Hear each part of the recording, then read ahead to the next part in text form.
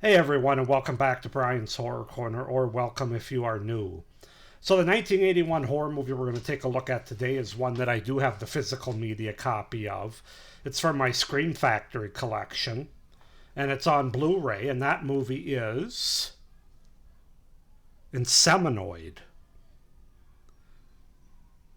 Yeah, Inseminoid from 1981. So, let's just go ahead and talk about Inseminoid. First time watch for me, as a lot of these movies are as part of this series.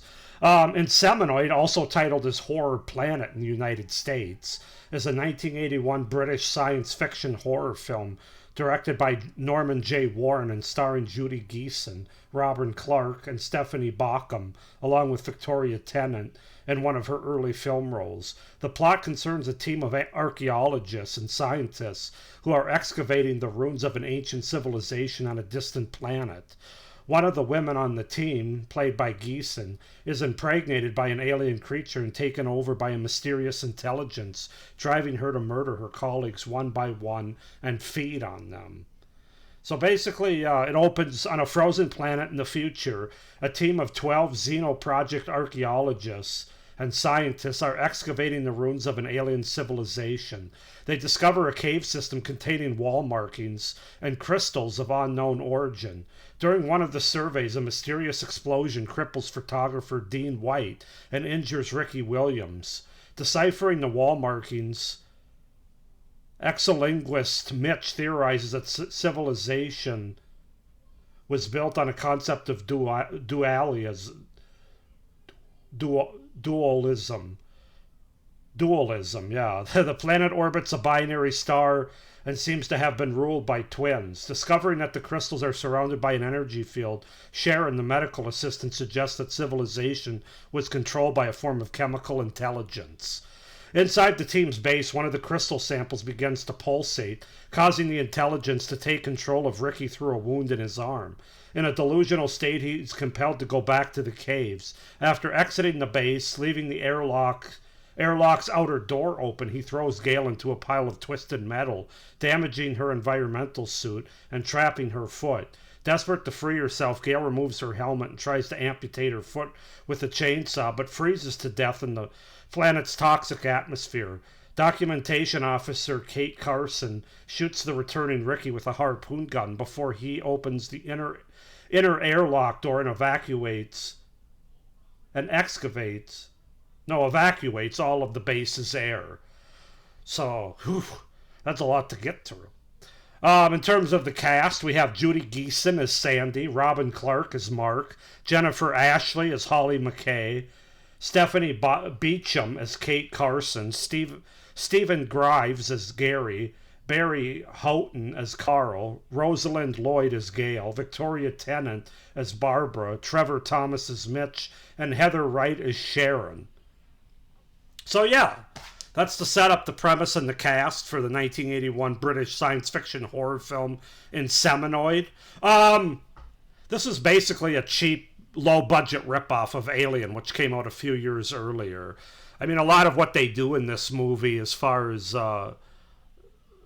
it kind of stems off of Alien. Now things they go a little bit different, so it's not a direct ripoff all the way through. But the main premise and idea here is definitely taken from Alien on a lower budget and not as charming movie. So, but there are good things about this movie. I don't have a whole lot to say about Inseminoid.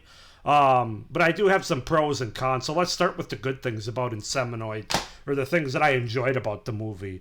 I think overall it has a pretty good production value with the look of this alien civilization, this planet, including the cave system. There's some interesting set designs where these characters explore and where most of the movie takes place. Like you have these cave cars almost, these cars that have wheels on them that go down this track. And I thought there were some pretty interesting set designs and production designs for such a low budget movie. It would appear that they spent more of their money there. The standout performance here in this movie is definitely by Judy Geeson, or Gleason, or no, it's Geeson, who plays the main character of Sandy. Obviously, she's the one that becomes impregnated by these aliens and then ends up killing off a lot of the crew as she's possessed, basically. But yeah, she's basically a possessed. She's basically the monster of this movie, possessed, who the rest of the crew is trying to avoid or survive from. I thought she really sold the pain and agony that she goes through, from the rape to giving birth to the twin aliens, to just that kind of everything in between as she's slipping between being possessed and herself.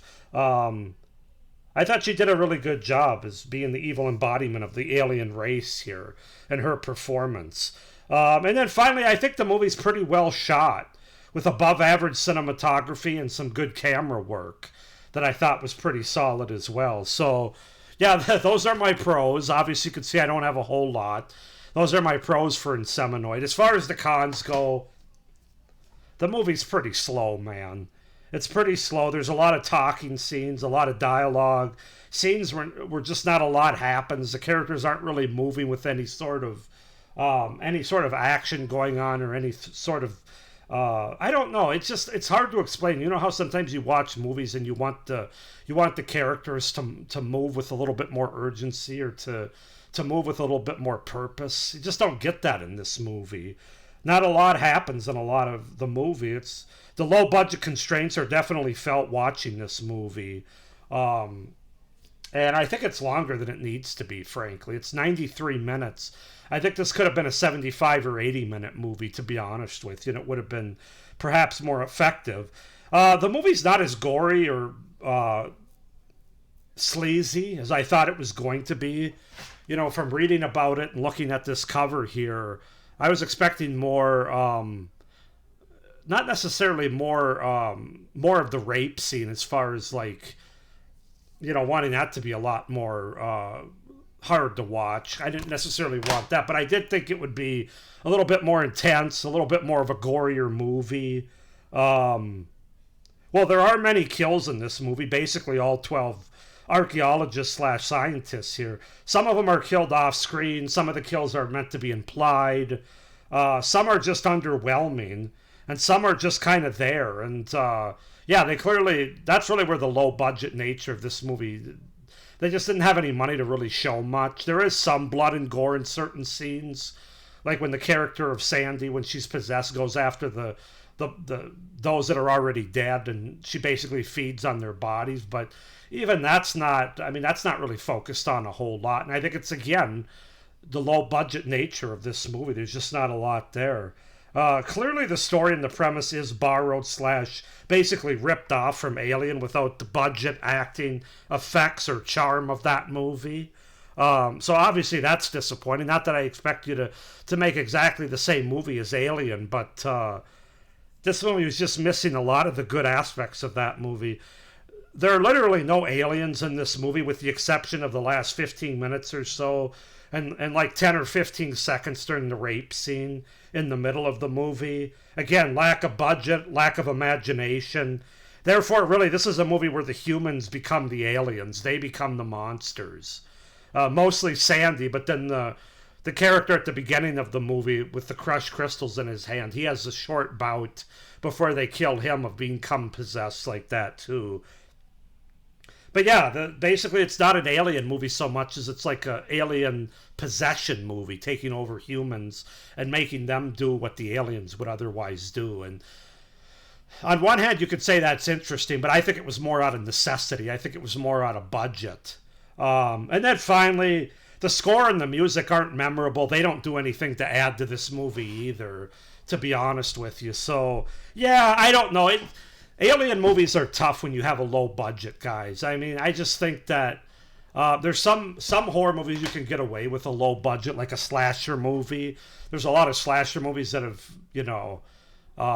made their living off of being a low budget slasher movie. I should say a lot of directors, producers, people involved have made a living off of starting with low budget slasher movies, and even other supernatural movies. But aliens are tough because when you have a movie in space involving aliens or other faraway planets, as a viewer, you're expecting to see a little bit.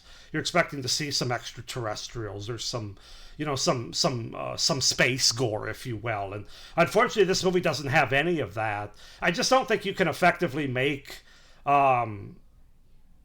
a great horror alien space kind of movie without having a certain budget. A certain floor of a budget for that kind of movie. That's the one area where I think you do need to have a little higher budget. I watched them last year. I watched the movie Contamination by what's his name? His last name is Kazi. And that movie's not great as far as the story goes, but that movie's more memorable than this one because they go all out on the gore, the over-the-top blood and gore effects and the kills. This movie doesn't do that. It doesn't have aliens. It doesn't really have that many effective kills, and certainly not that much gore. And the rape scene, again, I'm not somebody that needs to see anything that's... what's the word I'm looking for? I don't need to see a rape scene that's overly grotesque or on screen a whole lot, but it's basically this tube of green goo that gets pushed up to this naked woman, Sandy, and you don't really see much, and that's just kind of what it is. But yeah, I don't know, guys. I was kind of disappointed with Inseminoid. I wanted to like this movie. Having looked at the cover and read about it, I wanted to like this movie more than I actually did. I really felt the restraints of the low budget here. So I'm going to give this movie a 6 out of 10. I just can't go any higher than that. 6 out of 10 for Inseminoid, which I have on Blu-ray from my Scream Factory collection here from 1981. Go ahead and comment down below if you guys have seen Inseminoid, what you think of it. Do you like it more, about the same, or less? Please like this video, hit the little notification bell, and subscribe to my channel so you don't miss any of my upcoming reviews for this series. We're only about a month in. I actually still have one more review for the month of January, but then we still got all of February, all of April, and half of May to finish out this year. So lots to come, not to mention all my other great horror content besides this ongoing series. So with all that being said, thank you for watching. I hope everybody's doing well. Hope you're enjoying this series overall. And as always, stay scared. Bye.